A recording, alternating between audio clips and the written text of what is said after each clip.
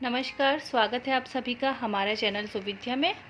आज के निबंध का टॉपिक है अहिंसा परमो धर्म। कहने के लिए तो संसार में अनेक धर्म हैं, जैसे हिंदू धर्म, मुस्लिम धर्म, बौद्ध, जैन, ईसाई आदि। लेकिन इन सभी धर्मों से सर्वोपरि धर्म अहिंसा को माना गया है और कहा भी गया है, अहिंसा परमो धर्म, अहिंसा परम तप। अन्य सभी धर्म अहिंसा के आगे गौण हैं।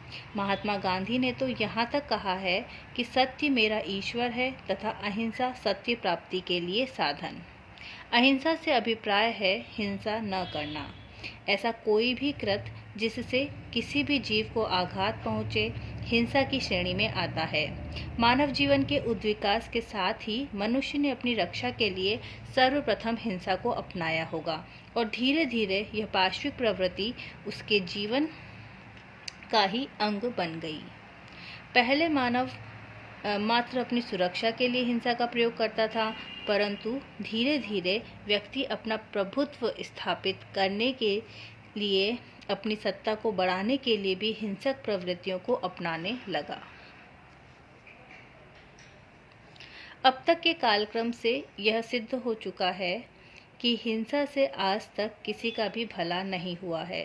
परस्पर लड़ना, मरना, एक दूसरे को आघात पहुंचाना पशुता के लक्षण हैं, जो मानव जैसे बुद्धिजीवियों को शोभा नहीं देते हैं।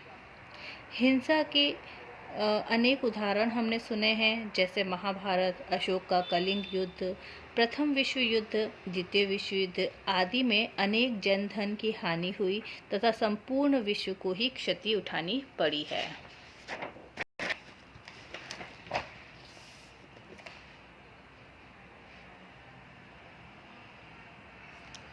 जापान के हिरोशिमा और नागासाकी पर हुए परमाणु विस्फोटों को भला कौन भूल सकता है। जापान कई सालों बाद भी इसके दुष्परिणामों को झेल रहा है। इन परिणामों को देखकर लगता है कि अगर तृतीय विश्व युद्ध भी हुआ तो पृथ्वी पर कोई जीवित नहीं बचेगा। अतः यह कहा जा सकता है कि हिंसा किसी भी रूप में कभी भी हितकर नहीं रही है। इसके विपरीत अहिंसा एक ऐसा मार्ग है जिस पर चलकर व्यक्ति सदैव उन्नति के पथ पर प्रगतिशील होगा। अहिंसा से ओतप्रोत व्यक्ति सदैव सकारात्मक दृष्टिकोण का होता है, जो सभी के हितों की चाह रखता है। वास्तविकता में अहिंसा हिंसा की तुलना में अत्यंत कठिन प्रयत्न है, परंतु लगातार प्रयासों के माध्यम से इस सद्गुण को अपने जीवन में लाया जा सकता है। अनेक ऐसे महापुरुष हुए जिन्होंने अहिंसा का मार्ग अपनाया और अपने जीवन के श्रेष्ठ में पहुँचे, जैसे महावीर स्वामी, गौतम बुद्ध, कलिंग युद्ध के बाद अशोक सम्राट तथा महात्मा गांधी। महात्मा गांधी ने तो यहाँ तक कहा है कि अहिंसा शक्तिशाली का हथियार है। प्रेम और अहिंसा को अपनाकर कठोर से कठोर हृदय को भी कोमल बनाया जा सकता है। आज पूरा विश्व यह बात स्वीकार करता है कि अहिंसा की पुजारी की बातों पर चलकर विश्व में शांति कायम की जा सकती है।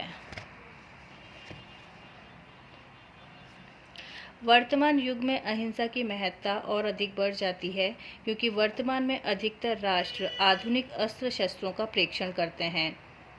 राष्ट्रों के पास अति आधुनिक यंत्र हैं जिनका प्रयोग कर संपूर्ण पृथ्वी का विनाश तक संभव है। अतः ऐसे में आवश्यक है कि सभी मिलकर अहिंसा के मार्ग को अपनाएं।